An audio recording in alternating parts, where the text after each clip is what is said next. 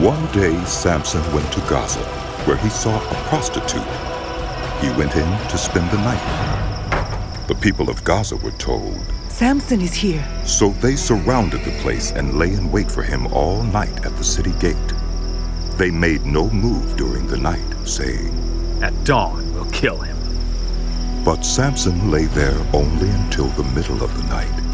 Then he got up and took hold of the doors of the city gate, together with the 2 posts, and tore them loose, bar and all. He lifted them to his shoulders and carried them to the top of the hill that faces Hebron. Sometime later, he fell in love with a woman in the Valley of Sorek, whose name was Delilah. The rulers of the Philistines went to her and said, "See if you can lure him into showing you the secret of his great strength, and how we can overpower him so we may tie him up and subdue him. Each one of us will give you 1,100 shekels of silver." So Delilah said to Samson, "Tell me the secret of your great strength, and how you can be tied up and subdued." Samson answered her, "If anyone ties me with 7 fresh bowstrings that have not been dried, I'll become as weak as any other man." Then the rulers of the Philistines brought her 7 fresh bowstrings that had not been dried, and she tied him with them. With men hidden in the room, she called to him, "Samson, the Philistines are upon you!" But he snapped the bowstrings as easily as a piece of string snaps when it comes close to a flame. So the secret of his strength was not discovered. Then Delilah said to Samson, "You have made a fool of me. You lied to me. Come now, tell me how you can be tied."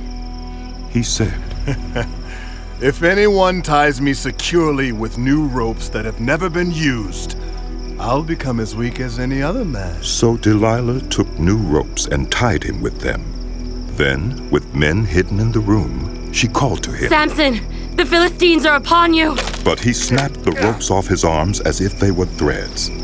Delilah then said to Samson, "All this time you have been making a fool of me and lying to me.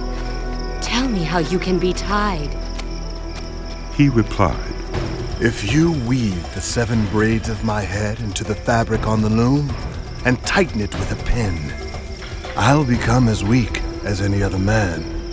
So while he was sleeping, Delilah took the 7 braids of his head, wove them into the fabric, and tightened it with a pin. Again she called to him. "Samson, the Philistines are upon you." He awoke from his sleep and pulled up the pin and the loom with the fabric. Then she said to him, "How can you say I love you when you won't confide in me? This is the 3rd time you have made a fool of me and haven't told me the secret of your great strength." With such nagging, she prodded him day after day until he was sick to death of it. "If you must know." So he told her everything. "No razor has ever been used on my head, He said, because I have been a Nazirite dedicated to God from my mother's womb. If my head were shaved, my strength would leave me, and I would become as weak as any other man." When Delilah saw that he had told her everything, she sent word to the rulers of the Philistines. "Come back once more. He has told me everything." So the rulers of the Philistines returned with the silver in their hands. After putting him to sleep on her lap, she called for someone to shave off the 7 braids of his hair, and so began to subdue him, and his strength left him. Then she called, "Samson, the Philistines are upon you." He awoke from his sleep and thought, "I'll go out as before and shake myself free." but he did not know that the Lord had left him. Then the Philistines seized him, gouged out his eyes, and took him down to Gaza. Binding him with bronze shackles, they set him to grinding grain in the prison. But the hair on his head began to grow again after it had been shaved. Now the rulers of the Philistines assembled to offer a great sacrifice to Dagon, their god, and to celebrate, saying, "Our God has delivered Samson, our enemy, into our hands." When the people saw him, they praised their God, saying, "Our God has delivered our enemy into our hands, the one who laid waste our land and multiplied our slain." While they were in high spirits, they shouted, "Bring out Samson to entertain us!" So they called Samson out of the prison, and he performed for them. When they stood him among the pillars, Samson said to the servant who held his hand, "Put me where I can feel the pillars that support the temple, so that I may lean against them." Now the temple was crowded with men and women. All the rulers of the Philistines were there, and on the roof were about 3,000 men and women watching Samson perform. Then Samson prayed to the Lord. "Sovereign Lord, remember me.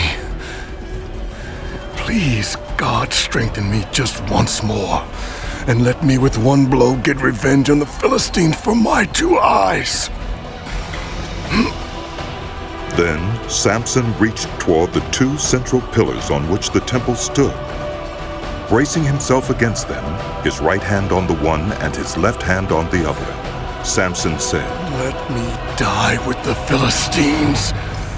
Then he pushed with all his might, and down came the temple on the rulers and all the people in it.